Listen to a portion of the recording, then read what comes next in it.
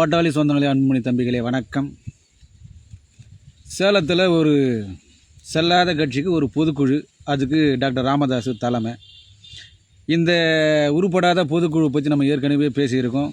இவனுங்க போகிறது பொதுக்குழு கிடையாது, அன்புமணி அண்ணனை திட்டத்துக்கு உண்டான ஒரு மேடை. அதுக்கு ஒரு சத்திரத்தை வாடகைக்கு பிடிச்சி அங்கே கும்பலாக ஒப்பாரி வச்சு அழுகிறதுக்காக இவனுங்க ஏற்பாடு செய்யப்பட்டது தான் இந்த பொதுக்குழுன்ற பேரில் இவனுங்க போட்ட நாடகம். இந்த நாடகத்தோட முதல் வேஷம் நமது ராமதாஸ் அவர்கள். இவருடைய நடிப்பை பற்றி நம்ம முதல்ல பார்ப்போம். இவருடைய நடிப்போட ஹைலைட்டு எங்கே ஆரம்பிக்குதுன்னா, கண்ணீர் சிந்திக்கிட்டு அவங்க அப்பா அம்மா கனவுல இவர் தூக்கமே வரலையா, அப்புறம் தூங்கிட்டாராம். அப்போ கனவுல அப்பா அம்மா வந்தாங்களாம். அவங்க அம்மா ஏன்டா அழுவுற அப்படின்னு கேட்டாங்களாம். உடனே இவர் குறையெல்லாம் சொல்ல ஆரம்பிச்சிட்டாரு. நான் கேட்குறேன், டாக்டர் ராமதாஸ் அவர்களை, உங்களை உங்கள் அப்பா அம்மா ஏன் கட்டின பொண்டாட்டியை விட்டுட்டு இன்னொரு பொண்ணை கூர்த்தியால் வச்சுக்கிட்டு இருக்க அப்படின்னு கேட்கலையா ஐயா? எப்பவுமே கேட்கலையா ஐயா? பெத்த பிள்ளைக்கு இந்த அளவுக்கு 88 வயசில் நீ சாக போகிற வயசில் இந்த அளவுக்கு தொந்தரவு கொடுக்குறியே, பேரனை நிம்மதியாக வாய விடுடா அப்படின்னு உங்கள் அம்மா சொல்லலையா கனவுல? உனக்கு அப்புறம் எல்லாமே உன் வாரிசு தானே, அன்புமணி தானே அப்படின்னு உங்களுக்கு சொல்லலையா? எங்கே நடிக்கிறீங்க ஐயா நடிப்பை? இந்த ஊமஜானம் சொல்லிவிட்டு இந்த ஊமஜானம் முதுகில் குத்திட்டு நீங்கள் எவ்வளோ என்னென்ன காரியம் பண்ணீங்கன்னு ஒட்டுமொத்த சமுதாயமே தெரிஞ்சுக்கிற அளவுக்கு நீங்களே பாயிண்ட் எடுத்து கொடுத்துட்ருக்கீங்க. சரிதானா? இனிமேல் உங்கள் கண்ணீரை, உங்கள் வேஷத்தை, உங்கள் நாடகத்தெல்லாம் எவனமே நம்ப மாட்டான். அதெல்லாம் எடுத்து ஓரங்கட்டி வச்சுட்டு எங்கேயாவது ஒரு மூலையில் சோபா போட்டு உட்காந்து டிவி பார்த்துட்டு உட்காந்துருங்க. கட்சியும் இந்த இனமும் நல்லபடியாக வளரும். அதுக்குண்டான சகல சப்போர்ட்டையும் நமது அண்ணன் அன்புமணி இருப்பார். அன்புமணி பின்னால் ஆயிரக்கணக்கான லட்சக்கணக்கான இந்த தொண்டர்கள் இருக்கிறோம். அதை பற்றிலாம் நீங்கள் கவலைப்படாதீங்க. ஆனால் உங்கள் நடிப்பு இனிமேல் எடுபடாது. நீங்கள் என்ன தான் கண்ணீர் விட்டாலும் வேலைக்கே ஆகாது. சரிதானா? ஏன்னா நீங்கள் அவ்வளவு தப்பு பண்ணி வச்சுருக்கீங்க. நீங்கள் அவ்வளோ தப்பு பண்ணிவிட்டு நீங்கள் நல்ல மாதிரி வேஷம் போட்டு ஒரு நல்ல மாமனிதன் அன்புமணியை பற்றி நீங்கள் திட்டுறதுனால உங்கள் பேர் தான் ரொம்ப ரொம்ப டேமேஜ் ஆகிட்டு போகுது அப்படின்றத இன்னமும் நீங்கள் உணரலை. உங்களை சிந்திக்க உடலை, உங்களை சுற்றி இருக்கிறவனுங்க உங்களை சிந்திக்கவே உடலை. நீங்கள் பண்ணுற எந்த தப்புமே நீங்கள் தப்புன்னு உங்களை உணர்றதுக்கு உண்டான டைமே கொடுக்கல. நீங்கள் கூத்தியாக வச்சுக்கிறது தப்புன்னு சொல்லலை, பெத்த புள்ளியை திட்டுறது தப்புன்னு சொல்ல முடியல. அதை நீங்களே அப்படியே அவனுங்க சொல்லலாலும் நீங்களே சுயமாக சிந்திக்கிறதுக்கு கூட அவனுங்க உங்களை விடலை. அதனால் இனிமேல் நீங்கள் இந்த நடிப்புலாம் நடிக்காதீங்க. இந்த நடிப்புலாம் பார்க்கப்ப எங்களுக்கு எரிச்சல் ஆகுது. ஒரு நேரத்தில் டாக்டர் ராமதாஸ் அவர்கள் கண்ணீர் விட்டார்னா ஒட்டுமொத்த தமிழகத்தில் இருக்கிற வன்னிய இனமும் பொங்கும். ஆனால் இப்போ ஃபுல்லாக கடுப்பாகுது. நீங்கள் அழுக என்னவோ காமெடி பண்ணுற மாதிரி இருக்குது. கவுண்டமணி செந்தில் காமெடி கேவலமாக இருக்குது. இனிமேல் தயவு செஞ்சு இந்த கண்ணீரை மட்டும் விடாதீங்க, வெக்கமாக இருக்குது. ரெண்டாவது பூந்திமதி அக்கா நீங்கள் கேட்குறீங்க, நீங்கள் வர்ற காரு, நீங்கள் வர்ற ஆடம்பரமாக வர்றதெல்லாம் யாருடா கொடுத்ததுன்னு? உனக்கு யார் கொடுத்தா? நீ யார்? நீ டாக்டர் ராமதாஸ் பொண்ணுன்றதுனால தானே இங்கே இன்றைக்கி இந்த சும்மா டப்பா டான்ஸ் ஆடிங்கிற மாதிரி எழுதி கொடுத்தது படிச்சுங்கிற பக்கமாக சின்ன பசங்க 1 1 2 2 3 3ன்ற மாதிரி தள்ளி படிச்சுங்கிற சுயமாக பார்க்காத படிக்க தெரியுமா உனக்கு? நீ ஒரு தற்கூரி 65 வயசில் அரசியலுக்கு வந்த ஆயா, நீ உனக்கு என்ன தெரியும்?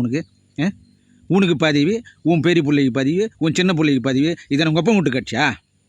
சாரி, உங்கள் அப்பா வீட்டு கட்சியாக தான் இருக்கட்டும். உங்கள் அப்பா வீட்டு கட்சியில் உங்களுக்கு தான் பதவியா? மற்றவங்களாம் பதவி கிடையாதா? உனக்கு முன்னால் அன்புமணி 25 வருஷம் உழைச்சுங்கிறாரு. அவர் பதவிக்கு வர்றது தகுதி இல்லையா? அவர் சரியான நபர்கள் பதவிக்கு தேர்ந்தெடுக்கிறதுக்கு, மற்றவங்களை தேர்ந்தெடுக்கிறது அவருக்கு அதிகாரம் இல்லையா? உன்னை, உன் பையனை, உன் சின்ன பையனை, இவங்கள தான் பதவிக்கு தேர்ந்தெடுக்கணுமா? டாக்டர் ராமதாஸ் பொண்ணுன்றதுனால தானே நீ இந்த அளவுக்கு மேனாமணிக்க சுற்றிக்கிட்டு இருக்க. நினச்ச காரில் நினச்ச அளவுக்கு சொத்து வாங்கிக்கிட்டு நீ நினச்ச அவர் போட சொல்லி வற்புறுத்தி வாங்கிக்கிட்டு வந்த உடனே செயல் தலைவி ஆகிட்டு வித்தை காட்டிக்கிட்டு இருக்க. நீ என்ன கீழ்ச்சிட்ட இந்த கட்சிக்கு? என்ன கீழ்ச்சி? அந்த கீழ்ச்ச கீழ்ப்பு மட்டும் கொஞ்சம் பட்டியலிட்டா. எங்கே போய் இதுக்கு முன்னே நீ எங்கே போராடின? என்ன மறியல் பண்ண? யாரை எதிர்த்து அரசியல் பண்ண? என்ன பெண்களுக்கு உண்டான உரிமைகள் என்ன குரல் கொடுத்த? இல்லை சௌமியா அன்புமணி ஈக்குவலாக நீ என்னத்தை பண்ணி கீழ்ச்ச? அதை மட்டும் சொல்ல. இன்றைக்கி வந்துட்ட நீ ராமதாஸ் பொண்ணுன்றதுனால தானே உனக்கு இவ்வளோ செல்வாக்கு. அப்படி இருக்கும்போது ஒரு ஆண்மகன் அன்புமணி அவர்களுக்கு நிஜ தலைவன், களத்தலைவன், அடுத்த வன்னியர்களின் தலைவன், அவருக்கு இருக்கக்கூடாதா? அவர் அனுபவிக்கக்கூடாதா? அவருக்கு அனுபவிக்கிறதுக்கு தகுதி இல்லையா? உங்களுக்கு தான் தகுதி இருக்குதா? உனக்கு உன் பிள்ளைங்களுக்கு மட்டும்தான் தகுதி இருக்குதா? அடுத்து இந்த சுகந்தன், முகுந்தனுக்கு பதவி கொடுக்கலன்னு சுகந்தன் வந்துட்டான் கேட்குறதுக்கு. டே தற்குறி பயல, உன் ஜாதகத்தை இப்போ தான் புட்டு புட்டு வைக்கிறாங்க. எங்கேயும் ஆக்சிடெண்ட் பண்ணி ஒரு அப்பாவியே காலி பண்ணிவிட்டு இன்றைக்கி வந்து அரசியல் பேச குடி போதையில் காலி பண்ணிவிட்டு இன்றைக்கி வந்து அரசியல் மேடையில் அண்ணன் அன்புமணி அவர்களை எதிர்த்து பேசுகிறியா நீ? உன் ஜாதகத்தை டாராக கீச்சிடுவாங்கடா, ஓடி ஒளிஞ்சுக்கடா. நீ வந்து அன்புமணி அண்ணனை வந்து தப்பாக பேசுகிற வேலை மட்டும் வச்சுக்காத. நீ உன் தம்பிலாம் நீங்கள் என்ன பெரிய வெண்ணீங்களாடா? நீங்கள் வந்த உடனே உங்களை நாங்கள் ஆதரிக்கணுமாடா? ஏண்டா நீங்கள் அரசியலுக்கு வந்தால் உங்களுக்கு இளைஞர் செயலாளரை உந்த அண்ணன் உன் தம்பிக்கு பதவி கொடுத்துட்டு அவனை வந்து வாழ்க்கை வாங்க நான் சொல்லணுமா? நான் எங்களுக்கு தலையெழுத்தாடா? அதுக்குண்டான தலைவன், சரியான தலைவன் வந்தால் தாண்டா எல்லாமே வந்து வாழ்க்கைன்னு சொல்லுவான். அன்பு ராமதாஸ் கை காட்டிட்டு யாருக்கு ஒன்றாலும் ஒரு முட்டாளை கை காட்டுவார், அந்த முட்டாளுக்காக நாங்கள் கோஷம் போட முடியுமாடா? உன் தம்பிக்கு சப்போர்ட்டு நீ என்ன பெரிய வெண்ணியா? நீ சொன்ன நாங்கள் கேட்கணுமா? நீயும் உன் தம்பியும் விழுப்புரத்தை தாண்டி எவனு தெரியுமாடா? தைலாபுரம் தோட்டத்தை தாண்டி உங்களெல்லாம் தமிழ்நாட்டுக்கு எவனடா தெரியும்? எத்தனை போராட்டம் நீ நடத்துறீங்க?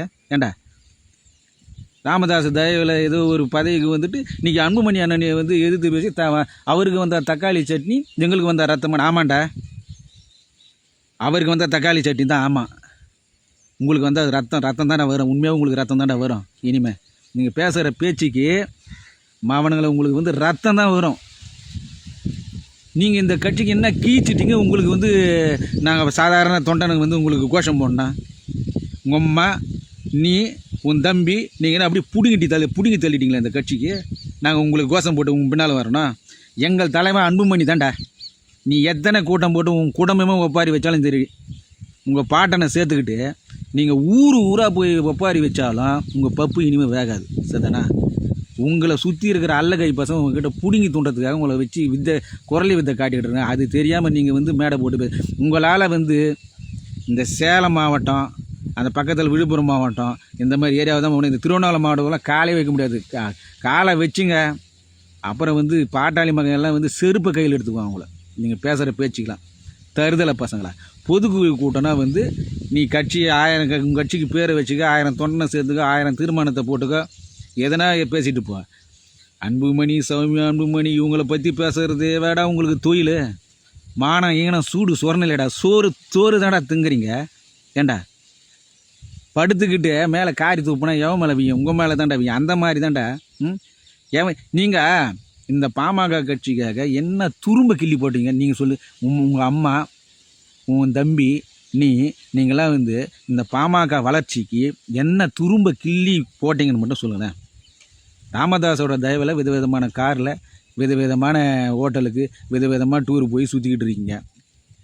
அதுவும் அன்புமணி அவர்கள் அனுபவிக்க வேண்டியதை வந்து அதில் ஷேர் போட்டுக்கிட்டு நீங்கள் வந்து அனுபவிச்சுக்கிட்டு டாக்டர் ராமதாஸை குட்டிச்சோவராகிட்டீங்க. அவருடைய புகையை கெடுத்து குட்டிச்சோவராகி வச்சுருக்கீங்க நீங்கள்.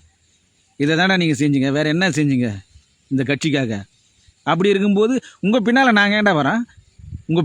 அதாவது கலைஞர் குடும்பத்திலேயே வந்து கலைஞருக்கு வந்து அழகிரி புள்ளியாக இருந்தார், ஸ்டாலின் புள்ளியாக இருந்தார், முக முத்து இருந்தார், தமிழரசு இருந்தார்.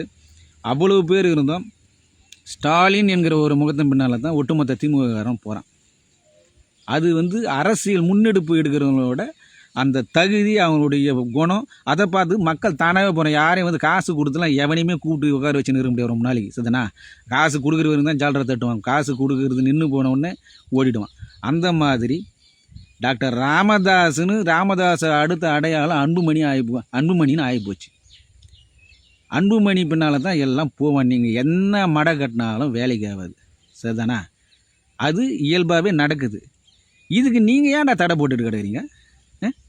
ஒரு தலைவனுக்கு உண்டான பண்பு அன்புமணி இருக்குது, அன்புமணிக்கிட்ட போகிறாங்க. இதுக்கு ஏன்டா ஊரை ஒப்பாரி வைக்கிறீங்க? இதுக்கு பேர் வந்து பொதுக்குழுன்னு வேறு சொல்லிட்டு திரிகிறீங்க. இப்போ இதில் வேறு சௌமியா அன்புமணி வந்து பசுமை தாயக அமைப்புலேருந்து நீக்கிட்டீங்களா? நீங்கள் எடுக்கிற எந்த முடிவுமே செல்லாது. சரிதானா?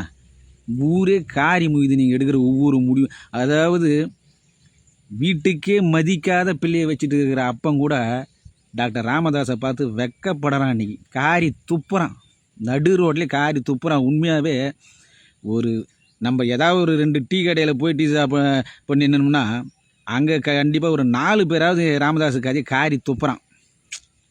அது இது வரைக்கும் அவன் பிள்ளைக்கே சப்போர்ட் பண்ணாத அப்போ கூட என்னடா இந்த ராமதாஸ் இப்படி பண்ணுறான்னு சொல்லிட்டு காரி துப்புறான். அந்த மாதிரி வேலையை தான் நீங்கள் செஞ்சுக்கிட்டு இருக்கீங்க. இந்த மாதிரி உருப்படாத வேலையை தான் செஞ்சுக்கிட்டு இருக்கீங்க. நீங்கள் இந்த மாதிரி உருப்படாத வேலையை செய்ய செய்ய அன்புமணி அண்ணனுடைய பின்னால் இருக்கிற கூட்டம் அதிகரிச்சுட்டு தான் வருது.